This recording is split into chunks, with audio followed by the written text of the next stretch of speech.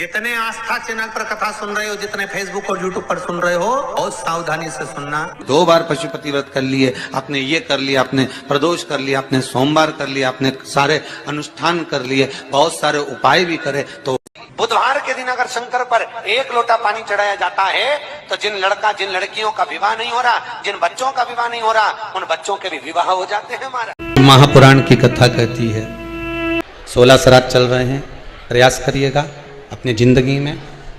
मान लो जिस बेटे बेटी का मंगल विवाह नहीं हो रहा हो, हम कहें किसी के 42 साल भी अगर उम्र हो गई है, 40 साल, 42 साल, 35 साल, 38 साल, शादी नहीं हो रही, तो शुभ कार्य की सूचना नहीं आ रही हो, बहुत दिनों से एक फाइल कहीं लगी हुई है, अटकी हुई है, नहीं काम हो रहा, हम उनसे कहेंगे कर कर देखना। केवल 22 से 24 दिन निकलते हैं और घर में कोई शुभ कार्य की सूचना आना प्रारंभ हो जाती है। चावल के 7 दाने जल के पात्र में डाल लीजिए और मात्र 5 पुष्प सफेद जल के पात्र में डाल लीजिए। दुर्वा के 3 बट, एक लंबी सी, यहां तो अभी दुर्वा नहीं है, पर एक लंबी सी जो दुर्वा होती है, दुर्वा में 3 गांठ पड़े, लंबी डंडी होगी तो 3 गांठ अपने आप आ जाएगी। 3 बट वाली दुर्वा उस जल के अंदर डाल लीजिए और शंकर के मंदिर में जाकर उस जल को समर्पित कर दीजिए। जल समर्पित करना है, ये वाला जो जल चढ़ाएंगे आप शंकर को, जैसे शिवलिंग सामने है और जल का पात्र अपने हाथ में है, तो उल्टा जल चढ़ाएंगे, ऐसे आपकी ओर मुख करा हुआ कलश भगवान शिवलिंग पर आप चढ़ाएंगे, उल्टा के बाद इस तरह से, ऐसे नहीं चढ़ाना, उसको इस तरह से चढ़ाना। एक बार बाबा से प्रार्थना कर कर देखना। देव पितर का कार्य क्या है? घर में शुभ कार्य को करवाना, गर्भ में जो बच्चा है उस बच्चे को शरीर पूरा देना, ये देव पितर का कार्य। 16 दिन श्राद्ध के पूर्ण हो, जब अमावस्या आए, किसी जलाशय, सरोवर, तालाब, बावड़ी, कुआं, उसके पास में घी का दिया लगाकर आना, बाबा से प्रार्थना कर कर आना। वो कार्य देव पितर का, वो देव पितर किस तरह से करेगा? बेटे की शादी, बेटी की शादी, हम कहें किसी के 42 साल भी अगर उम्र हो गई है, 40 साल, 42 साल, 35 साल, 38 साल, शादी नहीं हो रही, तो कर कर देखना। एक बार बाबा से प्रार्थना कर कर देखना। देव पितर का कार्य क्या है? घर में शुभ कार्य को करवाना, घर में अच्छी चीजें लाना। पितृदेव और देव पितर में बहुत अंतर है, बहुत। एक चुटकी आटा,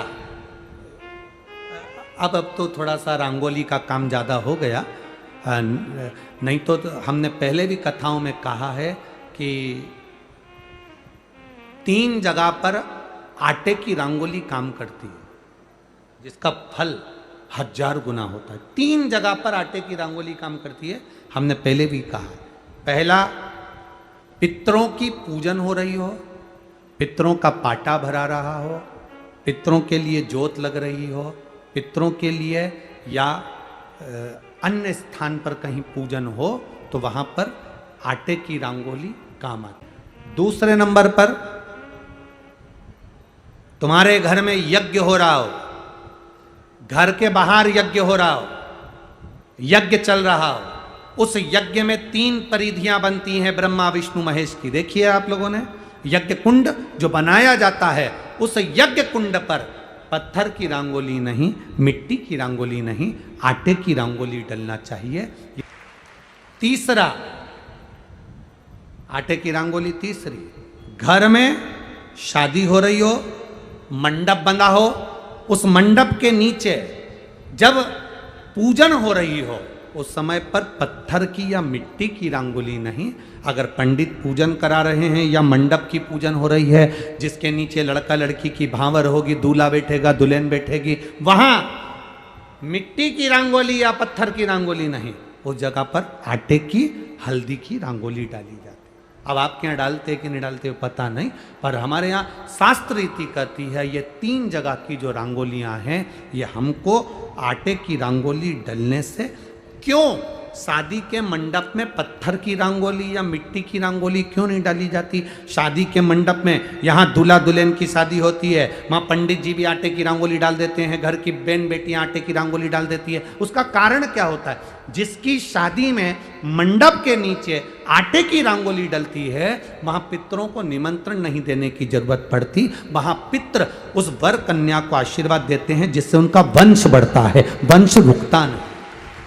में संतान सुख रुक नहीं सकता, उसके यहाँ संतान का सुख होता ही है। श्राद्ध पक्ष के अंदर अगर तू ब्राह्मण को भोजन करा रहा है तो तिलक लगाने की जरूरत नहीं, तो एक ब्राह्मण को भोजन कराएगा और बिना तिलक के दक्षिणा देगा तो 1000 ब्राह्मण का फल प्राप्त कर लेगा।